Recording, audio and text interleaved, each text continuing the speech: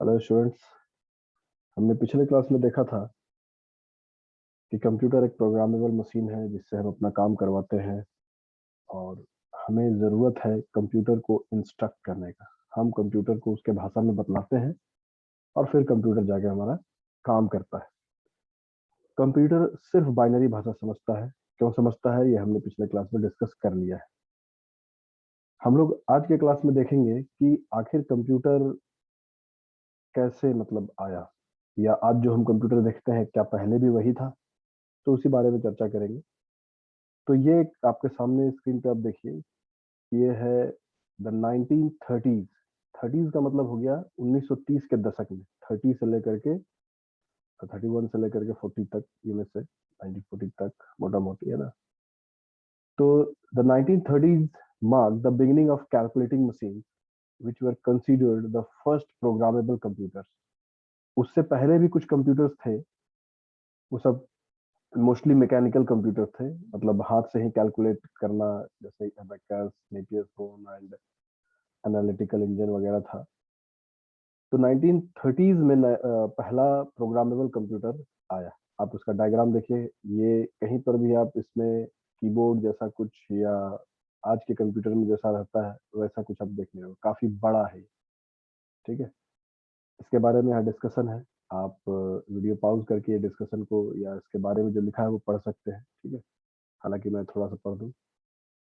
Conrad dues, ये एक व्यक्ति का नाम है। Created what became known as first programmable computer the Z1।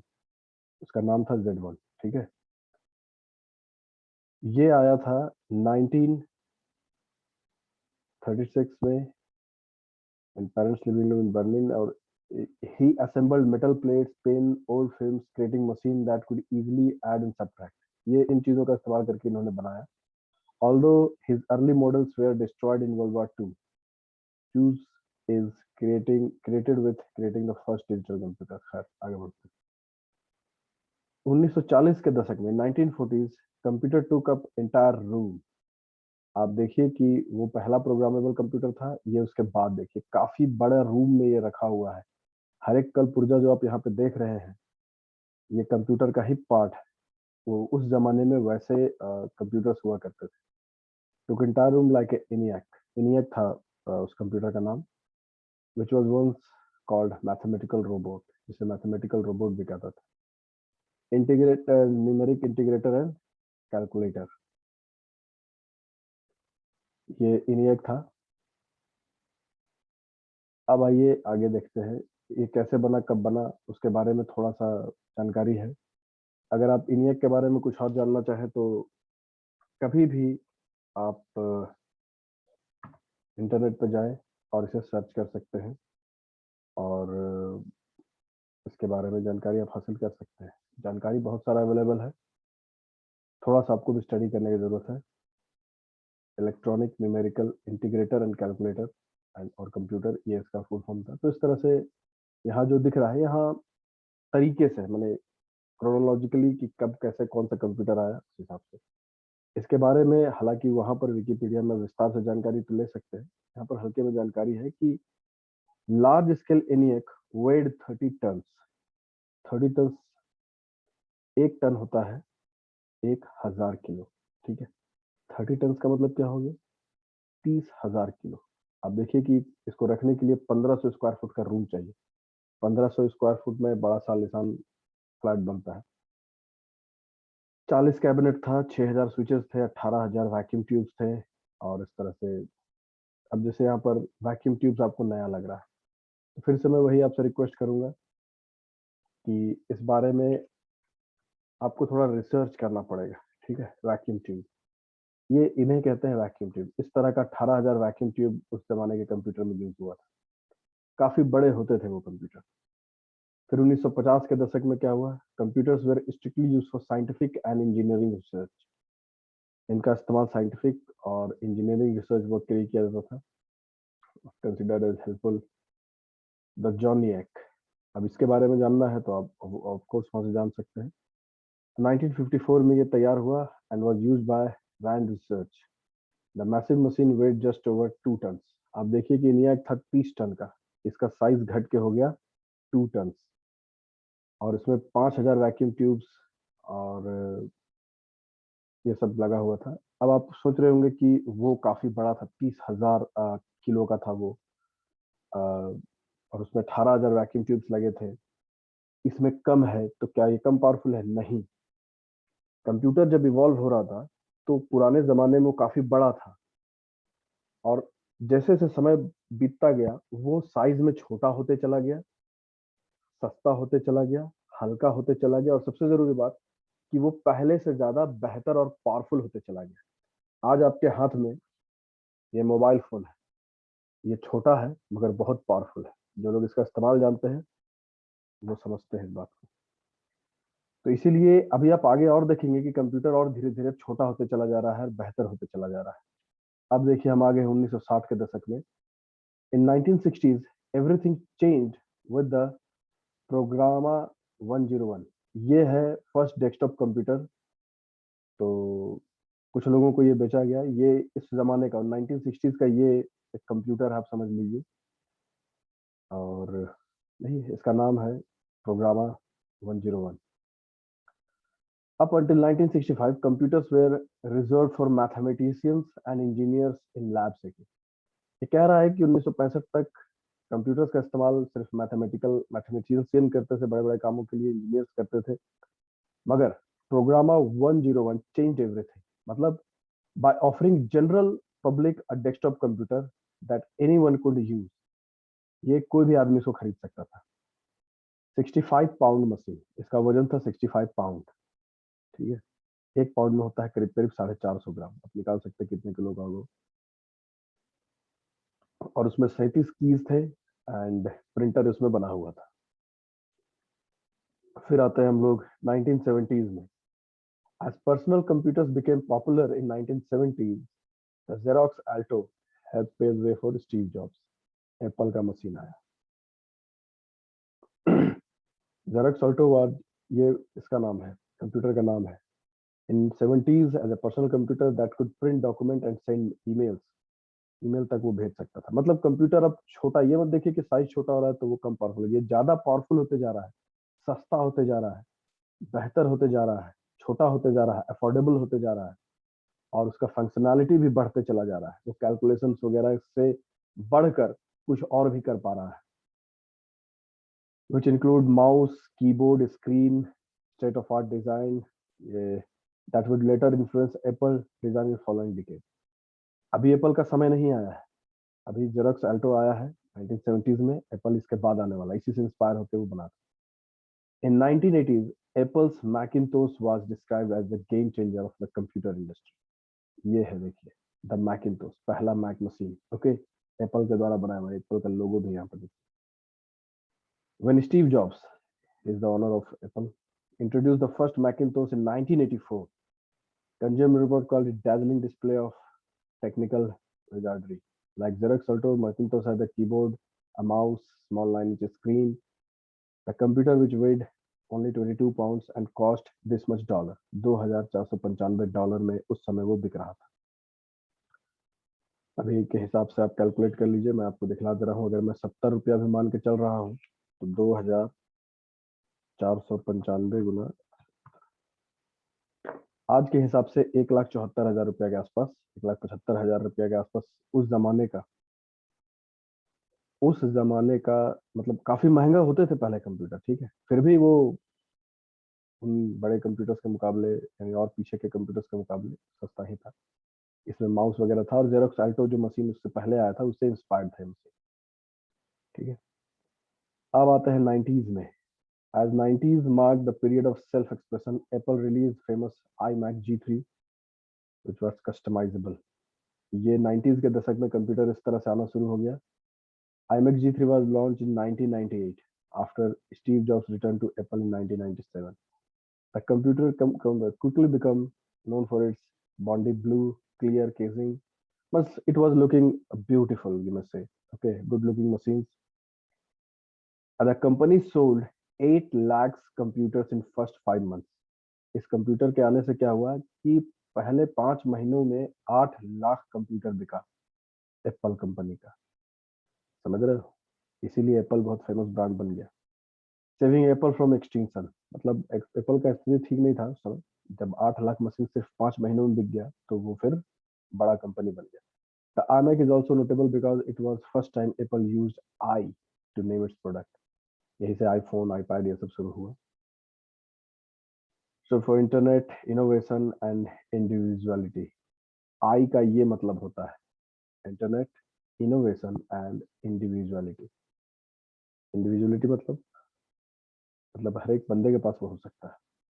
अब आइए हम लोग अपने समय से थोड़ा और करीब। In the early 20s laptop became increasingly popular, specially after Apple launch its first MacBook.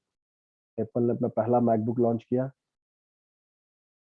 In 2008। Steve jobs lit the first MacBook air from Manila, मतलब एप्पल का पहला मैकबुक 2008 में ये लॉन्च हुआ। और इस तरह से काम चलता गया। इसमें आप देख सकते हैं क्या क्या था। with how thin laptop measuring this and design laptop change industry for Apple got rid of CD drive, USB port and all। CD drive उसमें नहीं था, ये बता रहा है।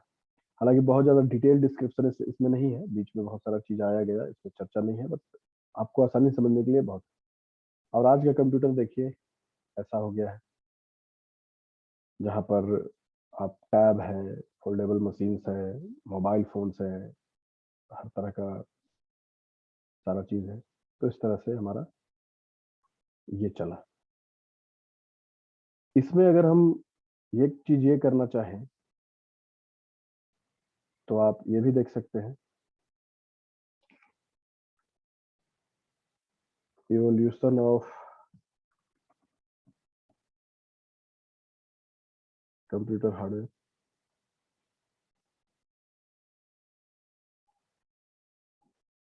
तो इसमें आपको बहुत सारा चीज दिखेगा जो मैंने पिछले क्लास में भी दिखलाया था। ये पुराना मैकेनिकल कंप्यूटर से शुरू हो रहा है, एंशिएंट एंड मेडिवल कंप्यूटर्स।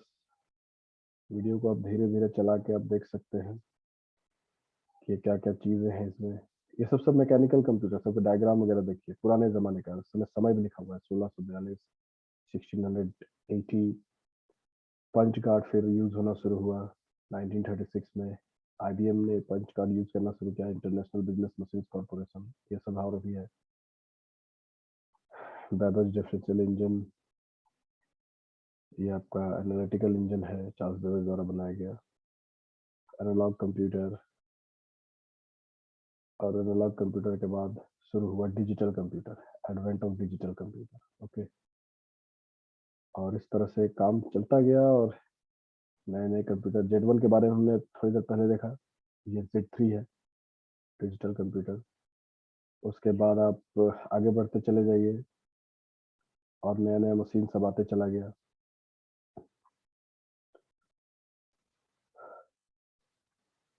और चीज़ें समय के साथ बेहतर होती चली गई। ENIAC, इसके बारे में हमने अभी डिस्कस किया। ENIAC के बाद भी बहुत सारा कंप्यूटर आया, और इस तरह से धीरे धीरे कंप्यूटर इवॉल्व होते होते ये एडसेक है, एडवैक है,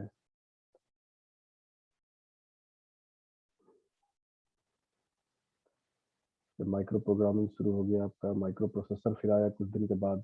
और तब से शुरू हुआ वो सब कंप्यूटर आपका। ट्रांजिस्टर्स के बाद आया इंटीग्रेटेड सर्किट, और तब शुरू हुआ था डेस्कटॉप कंप्यूटर्स बनना, पर्सनल कंप्यूटर्स बनना। ठीक है, ये देखिए इंटीग्रेटेड सर्किट कंप्यूटर्स, यहीं से शुरू हुआ आपका माइक्रो प्रोसेसर्स बनना। और अब देखिए बहुत लंबा सफर, ये देखिए आईसी का अंदर का भाग है ये, die from Intel 8742 8 bit micro controller. ये 8 बिट माइक्रो कंट्रोलर है, यहाँ पढ़िए नाम इसका, 8248 इंटेल 77। इसके अंदर का चीज दिखा रहा है, यही इंटीग्रेटेड सर्किट। ठीक है, ये बहुत मतलब माइक्रोस्कोपिक कंपोनेंट से ये बना हुआ होता है। और इस तरह से कंप्यूटर धीरे धीरे इवॉल्व होते होते आज के दौर तक पहुंच गया। हमने पिछले अभी भी देखा कि कैसे ये कहाँ से कहाँ पहुंचा। तो इस तरह से कंप्यूटर तो हम आज के दौर तक पहुंच गए। मगर जरूरी ये है, या जरूरी ये था कि कंप्यूटर को प्रोग्राम किया जाए, कंप्यूटर को इंस्ट्रक्ट किया जाए, क्योंकि कंप्यूटर बिना इंस्ट्रक्शन से कुछ नहीं करेगा। कंप्यूटर को इंस्ट्रक्ट कैसे करेंगे हम लोग? तो कंप्यूटर को इंस्ट्रक्ट करने के लिए अलग अलग प्रोग्रामिंग लैंग्वेजेस थे। बहुत पहले सिर्फ बाइनरी का इस्तेमाल होता था, क्योंकि कंप्यूटर डायरेक्ट बाइनरी समझता है। अभी भी कंप्यूटर डायरेक्ट बाइनरी ही समझता है। कोई भी लैंग्वेज में आप लिखिए, उसे बाइनरी में कन्वर्ट होना होता है।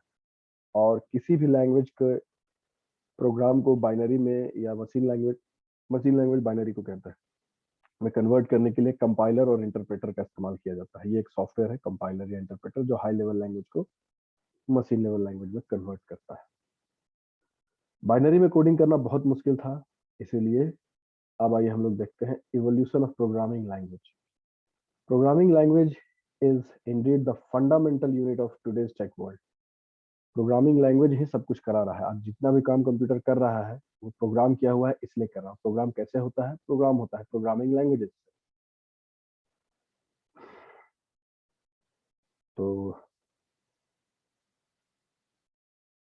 इन अर्ली डेज, यहाँ से पढ़ते हम लोग, 1883, the journey starts from here. In the early days, Charles Babbage has made other device, but he was confused about how to give instruction to the machine. And then Ada Lovelace wrote instruction for the analytical engine. Charles Babbage, Ada Lovelace, ये सब उस जमाने के सब लोग हैं। Charles Babbage को तो फादर ऑफ कंप्यूटर भी कहते हैं। और इन्होंने, आडा लवलेस ने पहली बार कोडिंग करना शुरू किया था। ठीक है, तो यहाँ से काम शुरू हुआ था। Device was made by Charles Babbage and the code was written by Ada Lovelace for computing Bernoulli's numbers. ये एक डिवाइस का नाम है। The first time in history that capacity of computer device was judged. Okay, तो ये काफी पुराना बात है, 1883, बहुत पहले की बात है। अब असली खेल शुरू हो रहा है 1949 से, असेंबली लैंग्वेज के आने से।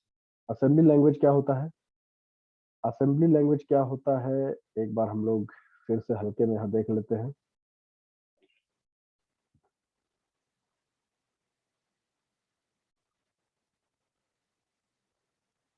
असेंबली लैंग्वेज एक प्रोग्रामिंग लैंग्वेज है जिसमें कोडिंग किया जाता है। कोडिंग किस तरह से किया जाता है? टेक्स्ट को तो पूरा पढ़िए तो समझ में आ जाएगा। ये एक लो लेवल लैंग्वेज है। Low level language is programming language that provide little or no abstraction from computer instruction. Command or function in the language map are structurally similar to processor instruction. हालांकि कॉम्प्लिकेटेड भाषा में लिखा हुआ, आसान शब्दों में क्या है कि इसमें कुछ निम्नलिखित कोड्स होते थे और उन कोड्स के थ्रू इंस्ट्रक्शन लिखा जाता था। ये एक सैंपल देखिए, ये एक उदाहरण है, एक प्रोग्राम लिखा हुआ। टिपिकली मतलब ये एक प्रोग्राम लिखा हुआ है असेंबली लैंग्वेज में। तो इस तरह का असेंबली लैंग्वेज हुआ करता था। It is a type of low level language. It mainly consist of instruction kind of symbols. इसमें कुछ सिंबल्स होते थे that only machines could understand, तो मशीन इसको समझ सकते थे। Today's time also assembly language in real time programs such as simulation, flight navigation system। Assembly language का इस्तेमाल अभी भी होता है कुछ विशेष परिस्थितियों में। It is also use to create computer virus. क्योंकि ये असेंबली लैंग्वेज जो होता है वो मशीन से काफी क्लोज होता है, इसलिए आप मशीन को डायरेक्ट इंस्ट्रक्ट कर सकते हैं और इस तरह, इसलिए इसमें वायरस जैसा प्रोग्राम भी बनाया जा सकता है। 1942 में एक और प्रोग्रामिंग लैंग्वेज आया, ऑटो कोड। ऑटो कोड क्या था? ये the first compiled computer programming language. ठीक है। COBOL and Fortran are the language referred to as auto code. COBOL एक लैंग्वेज था, high level language, common business oriented language का full form है। Formula translation Fortran का full form होता है। इन्हें ही ऑटो कोड कहा जाता था। ये हाई लेवल लैंग्वेज है पुराने जमाने का, जिसे कंपाइल करना पड़ता था।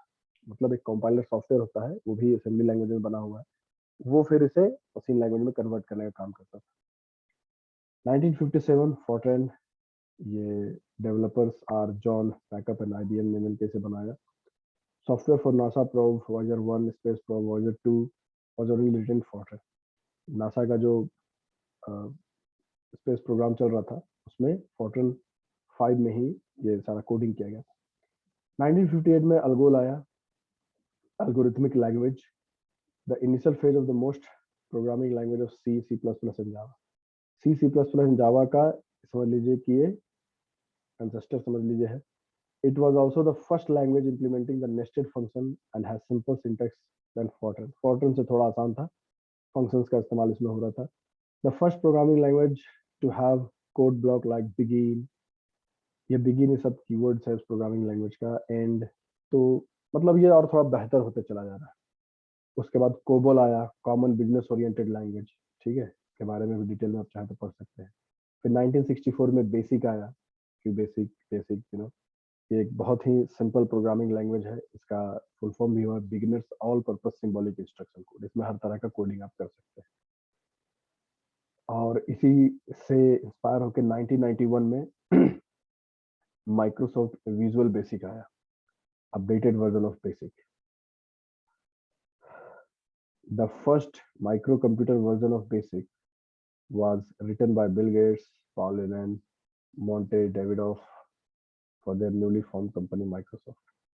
तो माइक्रोसॉफ्ट जब पहली बार बना था, ये बन रहा था 1975 से 80 के बीच का ये समय है। तो उस समय बेसिक का ही इस्तेमाल करके बिल गेट्स ने, पॉल एलन ने अपने नए सॉफ्टवेयर कंपनी माइक्रोसॉफ्ट के लिए कोडिंग उसमें करना शुरू किया था।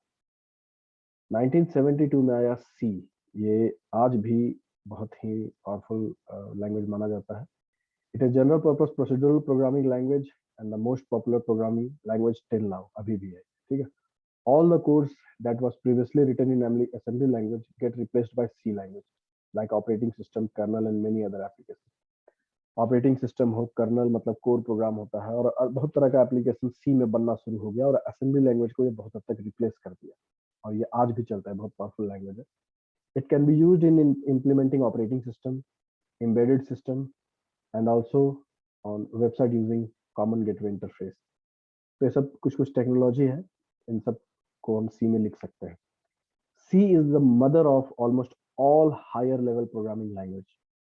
सी से ही इंस्पायर होके बहुत सारा प्रोग्रामिंग लैंग्वेज बना है। सी शार्प बना है, C++ बना है, गो जो अभी हाल ही में गूगल के द्वारा बनाया गया है, डी भी एक प्रोग्रामिंग लैंग्वेज है जो सी के बना है, जावा है जिसे ऑफ कोर्स हम लोगों को सीखना है, जावा स्क्रिप्ट, लिंगो, ये सब बहुत सारा नाम है जो सी के थ्रू बनाया गया है, सी से इंस्पायर होकर बना है।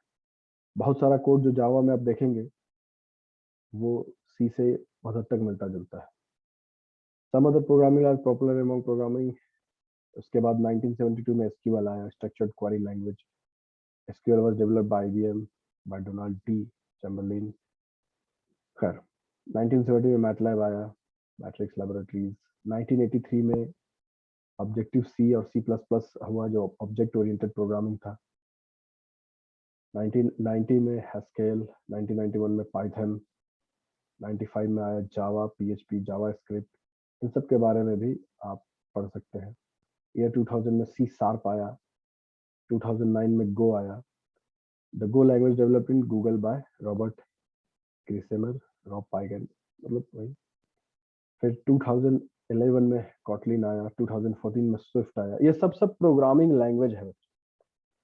प्रोग्रामिंग लैंग्वेज का काम क्या है? कंप्यूटर को इंस्ट्रक्ट करना। तो आप पूछेंगे इतना सारा प्रोग्रामिंग लैंग्वेज क्या है? तो देखिए बहुत सारा लैंग्वेज इंसान भी तो बोलता है, हिंदी बोलता है, इंग्लिश बोलता है, भोजपुरी बोलता है, चाइनीज बोलता है, फ्रेंच बोलता है ना, इंसान ही सब बोलता है। कोई भी भाषा सीख सकता है। उसी तरह से कंप्यूटर लैंग्वेज में भी बहुत सारा ऑप्शन है आपके पास। सबका अपना अपना फायदा है, एडवांटेज है, डिसएडवांटेज है। तो आपको जो सही लगता है, आपको जो करना है, तो वो अ, आप अपने हिसाब से कोई भी एक प्रोग्रामिंग लैंग्वेज चुन लीजिए, उसको सीख लीजिए। और मेरा ये मानना है कि आप कोई एक प्रोग्रामिंग लैंग्वेज सीख लेते हैं तो बाकी और भी जो लैंग्वेज है वो सीखने में आपको सुविधा हो। जैसे आप सी सीख गए हैं तो आपको सी शार्प, C++, जावा, पाइथन ये सब सीखने में कोई दिक्कत नहीं है। उस तरह से जावा सीख गए हैं तो बाकी सारे लैंग्वेजेस को भी आपको सीखने में ज्यादा परेशानी नहीं है। सभी में मोर और लेस सेम चीज होता है, ठीक है। तो यही है हमारा different programming languages and all. तो हर किसी को नहीं, मतलब जो भी कंप्यूटर में इंटरेस्टेड है उन्हें प्रोग्रामिंग सीखना चाहिए। ये बहुत हेल्पफुल होता है। कंप्यूटर को आप अपने हिसाब से चला सकते हैं। आप क्या क्या कर सकते हैं ये मैंने बताया है ऑलरेडी, फिर बता रहा हूँ कि एक बढ़िया प्रोग्रामर आप बन जाते हैं तो आप अच्छा खासा पैसा भी कमा सकते हैं सॉफ्टवेयर इंजीनियर बन के, या घर पे ही काम करके, जैसे भी हो। तो आज के क्लास के लिए इतना ही। Thank you.